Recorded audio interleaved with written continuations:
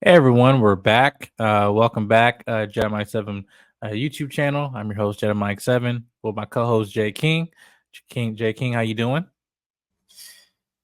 Feeling very diabolical today. Yep, yeah. This review about to get messy. Yeah, guys, we're about to review our mid-season review of The Boys season 4, the second to last season of The Boys. Because this is next season, season 5 will be the last, but we're gonna be reviewing episode 1 through 4. It'll be a total of 8 episodes this season, and we're here recapping and discussing and reviewing the first 4 episodes. Before we get into it, J. King, what was just your thoughts on one now, your first initial reactions, which is half of the season so far before we get to the second half? Oh, um, oh yeah, 'cause you haven't seen that episode 5 yet. Yeah, But no, by the time this recording, I have, but you haven't. yeah. But what was just your overall thoughts before we get in detail in terms of the first half of the season for you? Oof. You know, I keep thinking that I would be prepared for this show. Like, I've seen it all. We've seen it all. We've seen the head pops. We've seen the hero gasms. We've seen so much out of this show and out of Gen V that you think, and out of Invincible, that you think we'd be prepared for this stuff. And yet, moments like episode 2, ugh, moments like episode 4, Jesus Christ. But in all honesty, though, season has been great.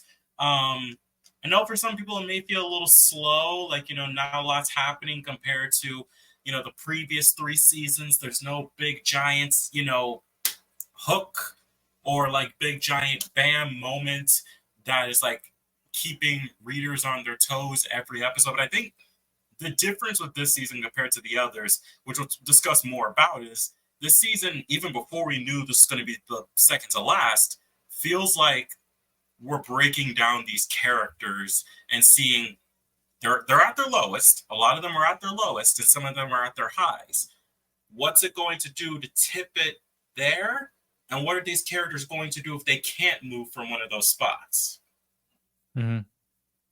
Yeah, I already knew like this season was gonna get some controversy. Even when I saw the first few episodes, like especially the first episode early before it came out, and I was like, oh, okay, yeah, I know people gonna be pissed about this. Not only because of election, because also certain people get in a relationship, and even though this character was already explored that, earlier in previous seasons, but now this wasn't as heavy handed and shoehorned, and all that stuff. But again, I will say this is a definitely a slower season, but I think this is just the calm before the storm. I do believe this is just a setup season as it should be. And you have to understand the 20% increase in viewership, and whether and also people might say, oh, because season 3 is great. That's what again. Yeah, with that every show is gonna have that one season, whatever, that people are like, okay, when this is gonna wrap up. But luckily for this show, they know when they're going to wrap up, which is the the big point where I agree with them ending the stories to, hey, okay, now how long are we gonna drag this out? Like how long are we gonna drag, certain storylines and the VOT, the politics of it all and all that stuff like that. Yeah, I can admit like it can get tiring sometimes not knowing if you're a person don't know where the end goal of this is. I do, which is why like when I'm seeing where the seeds are being planted, where it's like, oh no, I'm straight as a viewer. But again, it's all for audience interpretation, everything like that. People have their own speculation why people might not feel this season slow, but I'm thinking some of this, especially some of this episode 4, possibly might be one of the top 3 best episodes of The Boys, ever. Definitely giving a a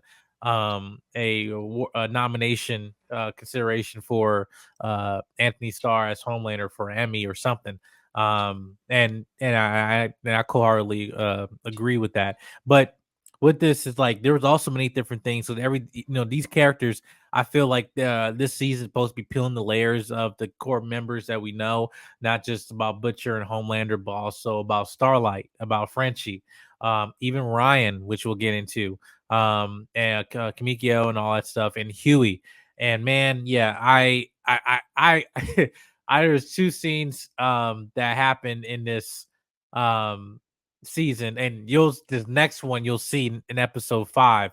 I was just in tears, man, and I was surprised that like I haven't cried for this show ever. It'd be like, oh my god, exciting, or whatever, like, oh, that's sad or anything. But this, I was just bawling my eyes out for like this one scene, but it particularly pertains to Huey and stuff. But again, we'll get into detail of it. So, with beginning of the season, we start off with Homelander, basically after the events of season 3 of The Boys, and also of Gen V as well. He's in the trial of actually, of deleting the Starlight person that threw a can at or bottle at Ryan, and he lasered him in broad daylight, and people were cheering for him. And now he's sitting on trial for it. And as Starlight, as during this whole time going on, Starlight is rising to her, her organization as becoming a political figure, but more as of social justice and figurehead and everything, as not being Starlight but being Annie, and being who she is, not the persona that she's been for years, right? And as we kind of get into that, also we have Newman, her trying to run for vice president, eventually president, right? And how all of these cards have to play into this and stuff like that, with the election coming very, very soon, which definitely mimics today what's going on, because election is coming very, very soon, just around the corner. But yeah, boys, just your thoughts in terms of where we find these characters in beginning of, especially episode 1, and going into the rest of the season with the story. Man, I mean, yeah. How do I put this? It's crazy to see where a lot, because again, it's like where these characters are exactly for the most part where we left them the literal last moment we saw them. Like, as we saw, Homelander is getting cheered upon. No one is really looking like that way when he's doing what he did at the end of season 3, or even what he did at Godolkin in Gen V. It's like no one's really paying attention to that, because no one is. He feels like he's on top of the world, and yet at the same time, as even seen through his relationship with Ryan, or how Ryan views Butcher, or how basically everyone in Vought is basically a yes man because they're afraid he's going to kill him. He feels like he's missing something, and especially after we found out in episode 4, he's missing that human connection. But at the same time, he's rejecting that human connection. And then you got Frenchie. Actually, I'll say Frenchie for later.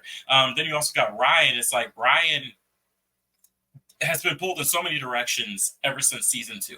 His mom is gone. He looks to Butcher. Butcher is being Butcher, so he looks to Homelander. But Homelander is not the type of person he was looking for, and now he's looking back to Butcher, and now he's at a crossroads of like, which way do I go?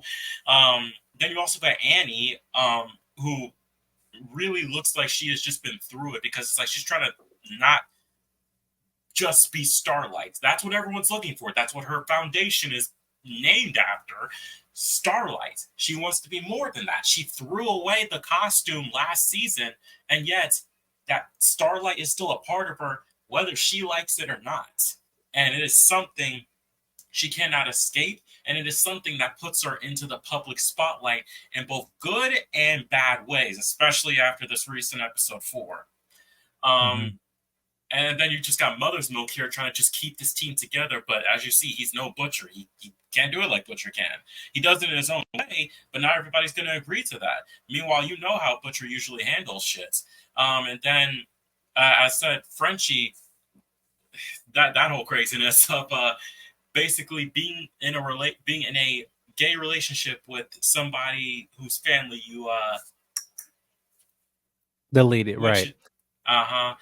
Which is insane, and probably is one of the points where I'm like, why do we keep making Frenchie look shitty? But I mean, I know he was, especially before we met him in The Boys season 1. But I mean, I have no problem with the relationship part. It's just that other part. Yeah, because I really didn't well, with that, like, again, Well, was the Frenchie the guy that he was in relation with? Was that the guy that OD'd in like season 2 or 3 um of the boys where he went to go check on him and then stop Lamplighter from burning those other children? Because I could have I swore that was the same guy. I'd have to look back. I have no clue, man. Yeah, but no, but remember, you know what I'm talking about, the friend that his girl, they were ODing, they're all doing drugs together. He left whatever to go, check on Lamplighter and all stuff, but then his finally he got called that hey, he OD'd on drugs or whatever, and then he had to go leave, and then by leaving, he let Lamplighter went and go and burn those children and everything. But anyway, Maybe yeah, maybe it's the same. Maybe it's the same actor, but if so, he's playing a completely different character. But I would have to look back at that moment. Yeah, yeah, because I didn't think again, like that didn't bother me with that. But speaking of Starlight, again, this whole season is talking about appealing the layers of these characters. And Starlight, we've seen with her, not being the poster child, even though she's literally being on the posters and stuff, but like, as a person, like everything that she's gone through, the beauty pageants and everything, she all had to put this facade of her, right? So what happens when all those layers be pulled? But also another theme of this season is your past coming back to haunt you. People coming back in your life, remembering who you are, what you did. Now we get introductions of new characters like Firecracker, who definitely have a vendetta with Starlight. But I think it's a good antagonist for her because I think that Starlight really didn't have a personal villain against. Yes, like in the last previous season, you had Stormfront and all that, but you had other female characters. You had Maeve going on and everything like that. Like Stormfront was an enemy to like the people, not to any individual person. Um, Yeah, but no, like what you said, she hasn't had a personal like any other villain that she's had to deal with is also someone that was more so connected to another character, like Homelander. That's more so on Butcher and Huey's side. Stormfront's more so to again the boys, but also to Vought as well.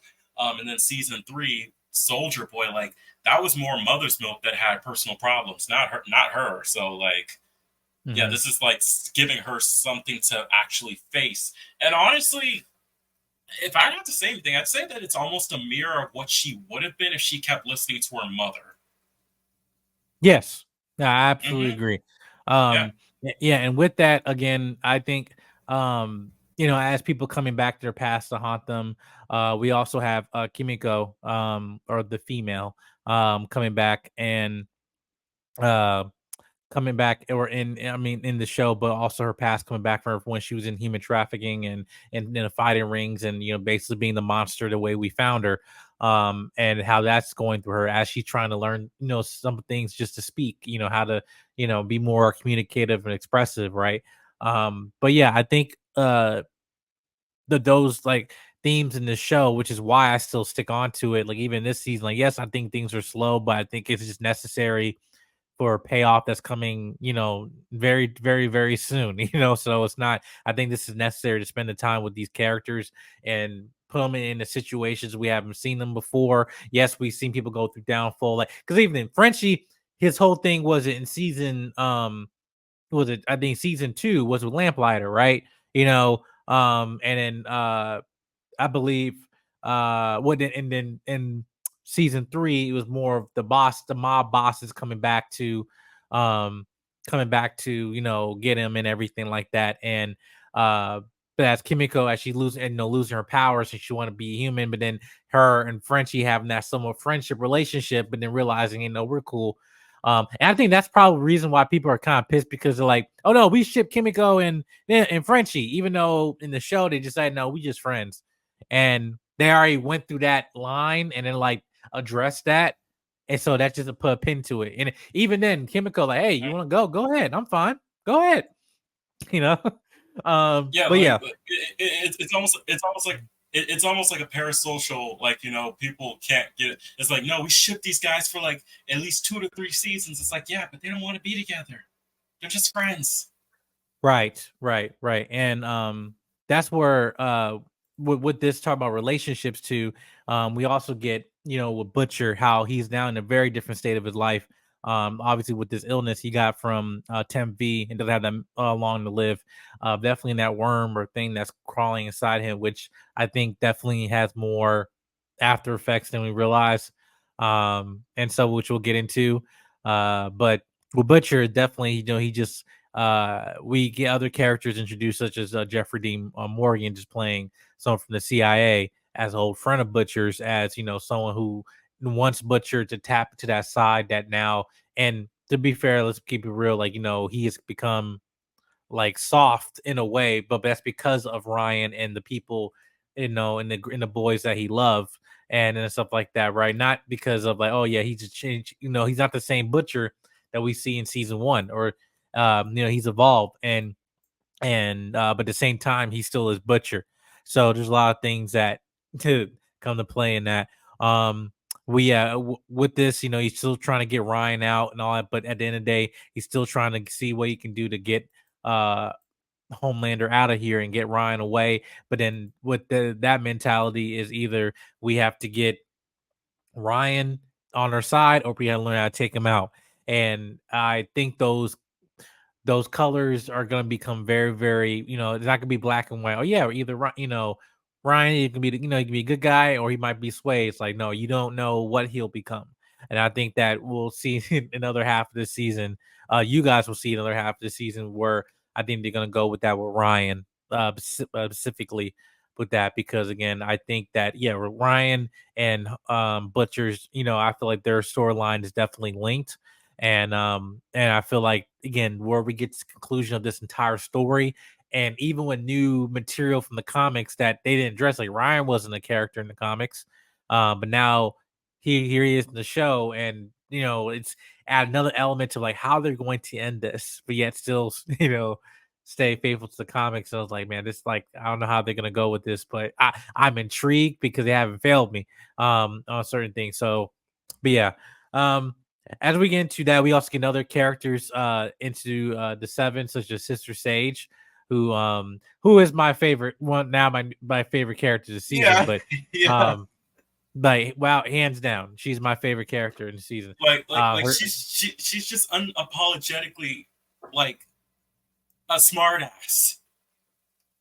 but not just not saying smart. It's not that she's being cocky with this. She's being very meticulous with it and Mm-hmm. strategic, and like I'll say strategic in a way, Yeah. which I think more episodes kind of reveal. Like, is she really on Homelander's side? If not, what's the agenda here? Yes, she's messed up because she got the three guys, or one of the Mother's Milk the dude that was with his ex-wife and everything Mm-hmm. got deleted, just as a ploy for the Starlighters to be viewed as violent. But Sage was like, what she was speaking and dropping bars was like everything that she's saying was correct, about culture, society, about democracy, whether how my twisted it may be, whatever. She definitely original character, but I think a very needed character to put Homelander in a new position that he had never really has been before. Because again, what happens when you're this all powerful figure and you feel like you can do whatever you want, right? That gets boring, right? But he's craving for something more, right? Even when he's saying like, hey, let a deep, stand up, below A train, right? And just more, and you see his face, and he's unamused. He's just doing so. He's not doing this because of power. He's doing this because like none of you guys have the balls to challenge me and everything like that. And that's the true path to whatever narcissism and everything. It's like it's yeah. What happens when all that power you have, you feel like, nah, I'm still missing something, right? Yeah, And and honestly, like Sage has been, as I said before, everyone in Vought is a yes man. Everyone is either worshiping him or scared of him, and Sage is the only one that's being real with him. Like whether and honestly, I think even he's realizing that's something he needs to hear. Like he doesn't need somebody to tell him what they think he wants to hear. He needs someone to tell him what he should be hearing, and Sage is giving that to him, even if it is being a little insulting at the same time. right, and even then, when it comes to like with Homelander, like that scene, first of all, first time we ever see him in civilian clothes, like in episode one, right? And yet he's still And wearing and his colors. and he's still wearing his colors, but like it's like wait, like it take him out of his element. And he's Mhm. saying, and she's saying, well, listen, you don't want me on the team, whatever, your ego won't handle it, yeah, I'm the smartest person in the room, and I'm smart too. Like, yeah, right, you know, I'm smart enough to listen, you know. That's the thing where it's like I'm intrigued to see how they go with this. But again, he'll just use what he can out of her, and then that's what it is. But um I am intrigued what they're going to be doing with her character going on, especially when she's trying to basically being the right hand woman to Homelander, and how even when it comes to what's her name, Ashley, the being like second fiddle and everything, and now like craving for power and what they'll do. And again, even then, yeah, she's a black woman and all that stuff, but they still play on the tropes of it, which is hilarious. Is like, you know, um and even when she's talking about popularity, I don't want to be a superhero because popularity is a prison, it's like and she's like, she's absolutely right. Yeah. Yeah, so yeah, but we get with that. With that, we also get returning characters such as the Deep and A Train and Black Noir.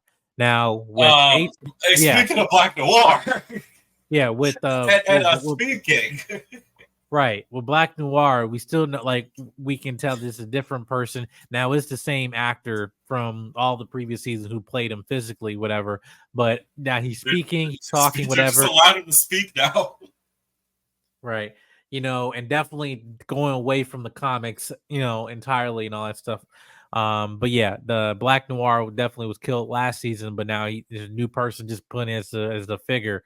Yeah, Um, and they or said, and I remember the line, like he said that he was just someone studying at Godolkin, and they were like, "Hey, be Black Noir." So it's not the stuff they do with Black Noir in the comics, and I don't know if we're ever gonna get that, but at least there's something there. It's just funny every time.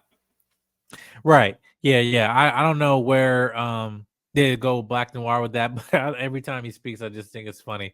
But with the Deep, again, he's still definitely becoming the joke, but he's still more like, being the errand boy to Homelander and just trying to stay alive afloat, no pun intended. But yeah. Yeah, I didn't think why you keep that damn freaking octopus, or what's her name? Abrosha? Like, All I know is that she's voiced by Tilda Swinton, and every time she speaks, I'm like, "Stop talking, please." yeah, like, yeah, I just thought that was like her name Abrosha. He's keep her in a closet and stuff. Um but yeah, but then we get to A Train. Now, this is the thing with A Train, man. It's like I'm feeling for A Train in this entire season. Yes, we know this whole thing started with him, from the beginning. And yes, people, there's such thing as, the idea of what a bad person or just made bad decisions, whatever, or a good person who's made bad decisions, or to a person who now needed to repent for their sins, what they have done, and trying to do the right thing, but yet doesn't want to continue being this lifestyle. You can see that all over his face, and I think that again, the actor, um, that plays Reggie, and I think that, like, he does a really good job, at least just conveying that, listen, I'm tired of this, but I'm still doing this, whatever, because I have a job to do. I think he's done this season, though. I just think he ain't, he can't, like, something's gonna happen. He's not getting through season last season, unfortunately. I think he's out, because it's getting too close. Like, come on now, like, either you're in or you're not, or you can do a self-sacrificial thing like Maeve, and whatever. We don't know. And part of me wants them to have a good ending, but at the same time, I understand, like, it's gonna be going out a hero's way or something. Because Yeah, the no, especially after that conversation with his brother and his nephews, I think there's no way to go with it other than hero sacrifice at this point for them to actually acknowledge him. right, and also it did the thing with the nephew, with the uncle, and his brother, whatever. It was like, okay, you go up, he's rolling, you know, he's rolling and shit, and everything, rolling up, and then, like, he's going up, like, say, yeah, your uncle, yeah, that was a sound stage. He didn't save nobody. I was there. And then I'm like, well, Dad, you were there, so you lied to us too. Like, like, you were. That's my thing. Like, I just understand, like, oh yeah, being so big and bold, but like, dude, you were there. Daddy, you lied. Like what? Daddy, why you lie? Stop Un- that un- right now. Uncle A Train, tell me what's going on? Like, No wonder they got Will Ferrell on this. all right. The what's it? What was the freaking what was the title of that movie? Training Um, A Train. yeah, training with training A Train and stuff, which is playing the white savior and guy, and stuff with the Zack Snyder director coming back. He's like, you smell that? What's that smell? It's an Oscar coming. you know? Slinging yayo in the streets. I will say this though, episode 5, even though I think it's probably the weakest out of this entire season, what they do with the movie industry and what we know in the movie industry today is absolutely hilarious. Like it's like they, like and it's the thing. Everybody get mad and taking jabs at the right wing conservative and Trump and all that stuff. The guys, everybody's off limits. In this next episode, you'll see they're like, yeah, we'll make fun of them too. Make fun of everybody. Stop, um, not targeting anybody. Everybody, we're making fun of everybody on this. And I think what they do with the movie industry and and stuff, it's so stupid, man. Like, well, you'll see it this week. And stuff, but it's absolutely ridiculous. But it's like it's so true because capitalism's, is a bitch, man. That's the thing. It's not about racism or wokeism. It's capitalism, you know. And so that's the thing. And but anyway, yeah, I thought that well, adding Will Ferrell in there was funny. But yeah, as we get into some of the good moments in the last few episodes here, that uh they're trying to take down the new Formula 18 with the 7, but yet then Homelander having a relationship with Ryan is now trying to mold him into this person he wants to be, right? But yeah, Ryan is still like new to all this, and like he definitely does still have a genuine heart where he still wants to save people, right? Now, this is the thing though. Even though they've given he has the mindset, oh, I'm saving people, that can still be easily corrupted because they're the worst villains are the ones who believe they're the good guys, right? Now, what do you do that to a 13 or 13 or 14-year-old kid, right? Or teenager, young teenager that's developing powers of a god and everything, yet has a dad who's a maniac and a stepfather who is I can't say the other word, but it's a British word which starts with C, and rise with punt. But anyway, um, but Oh, anyway, I'll say it. no, you don't say it for He's demonetization, right? no, Um, I was gonna say I thought you were gonna cut away from me. oh no. But I will say, with this Ryan, he can definitely be easily manipulated, and that's why I'm trying to see what is who not what but who is Ryan going to become in the next, like at the end of this season, because again I don't forget the smile he had at the end of season 3, and I'm looking forward to see how they're going to play into that, like saying, yeah, is there the side of Homelander in him that he's he wants power and all stuff, but when he's trained in a way to thinking that, that's where we get into. So I want to talk about episode 4. I think we kind of covered just of episode, 1 through 3. I think is that we get to episode 4, which I think is the best to me is the best episode of the season so far. Um, that we see that one, Huey's dad is still under a mission and everything. Like he's had a stroke and stuff. His mom coming back in his life, who's also a VOT worker, and stuff. But they're trying to rekindle that relationship while he's unconscious and everything. And Huey not having this complex, oh, I need to go save my dad and stuff. And now, well, how do you feel about the relationship with his mom coming back and stuff? To me, I felt those scenes were written very well. And I think again they gave a really good time to address that. You're gonna see more of that in the next episode. Obviously, how this one ended.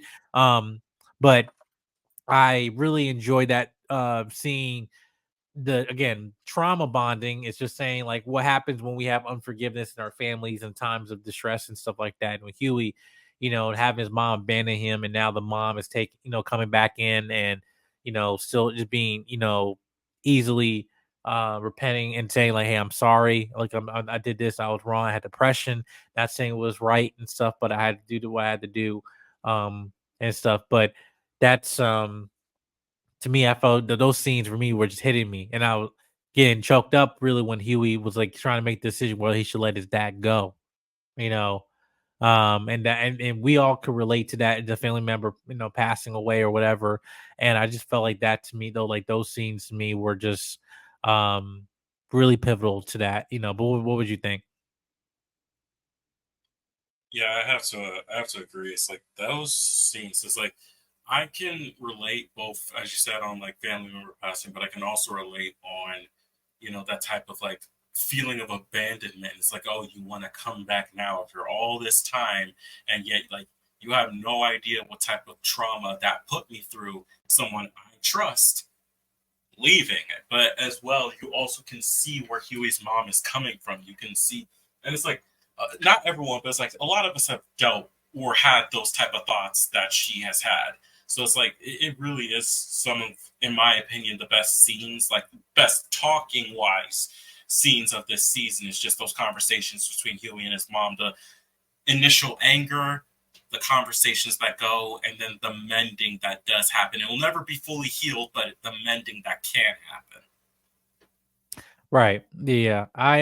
And now with that, I want to talk about talking about trauma bonding and stuff with Homelander, like with this episode, because we're going back to his origin, of or in terms of who he became, which we all here see monologues and stories from other doctors and all that stuff like that, but like what he actually experienced, which we didn't really fully see. We got glimpses of it, of flashbacks of him and stuff like that. But we actually get to see, like, for him to say the part where he needs to carve his humanity out and still have this need and crave for affection and love.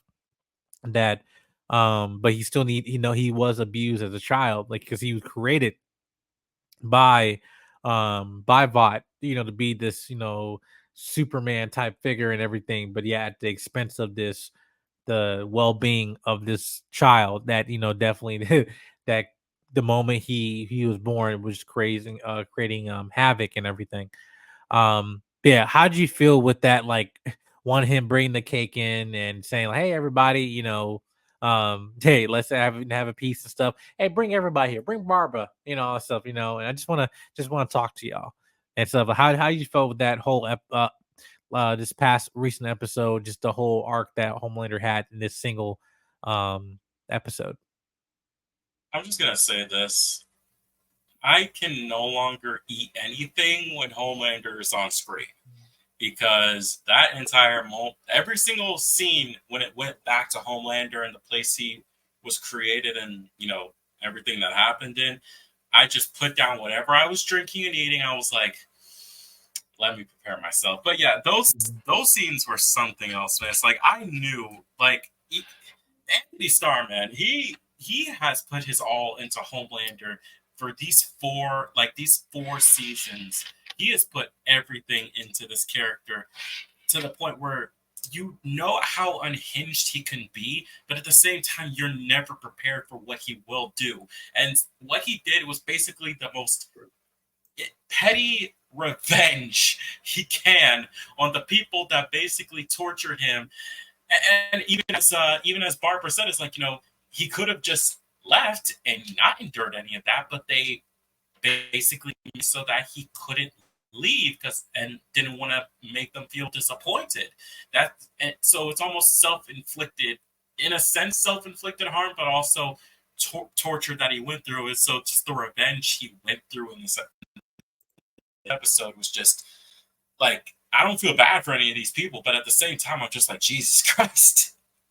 Like, Mhm. and again, we only really saw like two crazy things before Barbara came in, and then smash cut to that last scene of the episode. But just seeing him try to be like, oh, hey, I'm friendly, I'm nice, I'm coming here to visit you. You all haven't seen me since I was a kid, and you tried to burn my skin off and all. It's like, oh, I'm just here. Oh, by the way, get in the oven.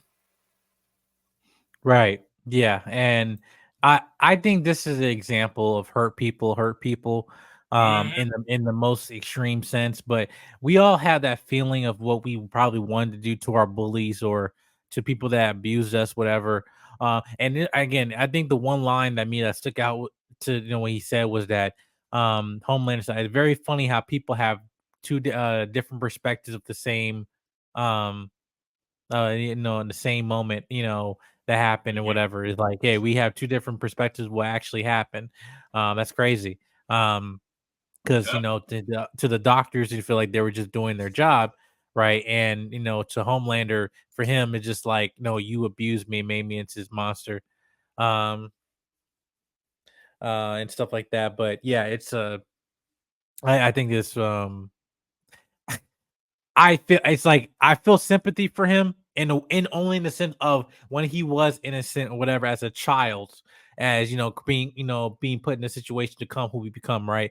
But not saying a sense of feeling sympathy for him as a person, whatever. I'm just saying I think the point really again, then even the showrunner said we're not trying to sympathize Homelander, make him redeemable. He's not redeemable, right? However, the point is to understand, right? Understanding, the root of who this person become, which is again is a self-reflection of who we are, of people we become, good or bad. It's like we fail to understand people. We fail to ask the right questions. We fail to actually spend the time to understand people and quick to judge instead of easily to um perceive or assume who a person is and their experience instead of actually just process to listen, pay attention, and actually ask questions of where this behavior is coming from. Where's the root of all this? And there's always a root to a situation, whatever, or a person's behavior or event or who they become, right? Um, no, and that's what I'm saying. It's like with this episode, peel the layers of him. Um, and now to the point that he's gonna be, not unhinged but more free. Now to feel like he the shackles of humanity is now no longer pulling him down. And so I just felt that the way that Anthony Starr, that performance he gave, especially when he was laughing at them, like the laugh that he did was just again, I thought it was really good. Um, and Yeah, and I felt it, and I just like it the anxiety um of the other coworkers and all that stuff like that. It was to me, I think the scene, did a lot of service to Homelander of who becoming who he is, but also the conclusion of this entire story of the boys. Um yeah, of the the great one, the greatest antagonist, or if not the antagonist of this show. Um but what I want to ask about how you felt about the the a psychiatrist or whatever, I think it was Barbara, saying that no, we actually brought therapists and clinical psychologists over to train you to be dependable and stuff. You could have broken out of here anytime, but it's because your need and love for affection and is that you didn't want to disappoint us if you broke out of here, right? And that's now and inherently that was our greatest success. And I thought that was just dropping bars right there. So I don't know. How do you feel about that? No, no, I'm the Oh, same. mute It's it. like no, There no, you yeah, go. but No, you're good now. anyways, yeah, but yeah, I have to agree. Like that, that was just, as I said before, it's like that is probably the one tiny little part of him that is holding him back. Because like we've seen every season he get more unhinged, unhinged, and unhinged. But I think that is the one part, especially when you think back to all the past seasons, that is holding him back and almost in a sense keeping most of all everyone alive. That human connection and that need to not disappoint connects back to Soldier Boy, connects back to Stormfront, connects back to the original CEO of Vought. I'm forgetting her name right now, but it connects back to all those threads since the beginning of this show. And it's like, yeah, that was the greatest success. And also simultaneously, the one thing that is keeping Homelander from keep going over that edge and tipping the pot because he's always this close. But it's that one thing that she brought up that is the thing that is keeping it from going like this and going from global destruction. Right. Yeah. And I think kind of goes into, as we're wrapping things up, I want to ask about um what is in terms of your overall expectation just for the other half of the season, especially when we get to Butcher. Because one thing I think is a mystery with with Butcher is that, okay, and what effect of the compound V that he took, that what that's going to do to him, because we found out that when Huey was trying to get compound V from A Train, saying we're off the hook and everything, and he was trying to use that to save his dad, but realized not knowing what he's actually doing. And Butcher saying like, no, I already used compound V to try to fix my, temp V stuff and everything, and then make things worse. Now, to what extent did that mean? Because I've we don't know what type of ability he might have. Whatever, I know when he's taking 10V, he had laser vision. But as he was taking a guy Ezekiel, I believe that's his name, right? The Mr. Fantastic Christian. Um, but he woke up, but he was very disarray. Like he didn't know how that happened. Like what happened. And I think the way they shot that, like, no, that wasn't Frenchie. Something else happened here. But what? Right. Um, that's where I'm like, intrigued, like where's it gonna go? And I know the hallucinations of his wife and stuff. It's almost like a Moon Knight type of complex. He woke up and like didn't know what happened. Um, but what do you think about in terms of I guess your expectation of the rest of the season, but also with Butcher in terms of where he's going moving forward? Honestly, that kind of was, in terms of Butcher, that kind of was what I was thinking. Because when I saw that moment in the last episode, I'm like, I'm getting deja vu. And then I thought back, I was like, oh, it's kind of a Moon Knight moment. It's like blackout and then something happens. So I wouldn't be surprised if Compound V or whatever the heck is in his system is causing some other personality or some other identity to come up to the surface. Like maybe Butcher, if he was let off the chains, just like I was talking about Homelander, Butcher, if you let him off the chains and let him just go nuts, hell, maybe even the personality is more so what Butcher is in the comics. But that's something that I could definitely see as like, some other personality that when that personality is awoken, they have some sort of powers. Might not still be the laser vision from last season, but maybe or the probably super strength, but maybe something else that would cause Ezekiel to no longer come back in later seasons. But in terms of what I expect for the rest of the season, I keep thinking back to one line that Huey said in the trailer. Is like, they keep fighting dirty. It's time that they fight good or something like that. So I'm expecting that after everything that Annie went through, everything that Kimiko was thinking, everything that A Train is contemplating with, they're going to stop fighting the way that Vought would or the way that Homelander would and fight in a different way that will actually start to turn things around after these last couple episodes and these last couple seasons and spinoffs of just pure insanity, and may even be something that Homelander is not expecting. Mm-hmm. Yeah, I one thing with this, how it's gonna end with terms of the season, and I am what I've already know. I think again this whole season is set up for season 5 and conclusion of these characters, and I think we're gonna be putting these characters in situations they have never been in before, but also there's a lot of different alliances being made uh, on both sides. People being, their alliance between Butcher and Jeffrey D. Morgan, obviously the boys, but also Frenchie. He's self-loathing um in his pain and everything. But then you also have Homelander on his own individual arc and stuff. Homelander with freaking Sister Sage and the plan he has. A Train, what he's going to do because he's the leak and everything. But also the other surrounding characters who's afraid of Homelander, such as Ashley in the Deep. How that's gonna play in that, and yeah, and I'm really looking forward to what they have for the rest of the season. Again, I will say, even though the fact that it's not a bad season, a bad few episodes we've seen, I do agree that this is more of a lesser, compared to previous seasons. Just to be fair, and just say that, hey, not every season, even though it's still going good, positive ratings and scores and everything, but yeah, this was just definitely was a lesser exciting season. But basically just because it's leading up to the finale, which again they knew when they're going to be ending. It'd be worse thing to drag this on and then continue on. That's when the decline happens with a lot of shows. But luckily, I'm glad that they have the show. To end on and everything. But yeah, guys, that conclude our review or the mid-season review of The Boys, episode 1 through 4.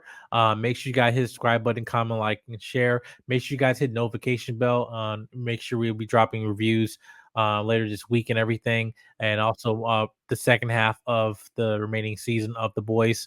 Yeah, you guys are in for something really good. And again, this whole month is good TV content, and you'll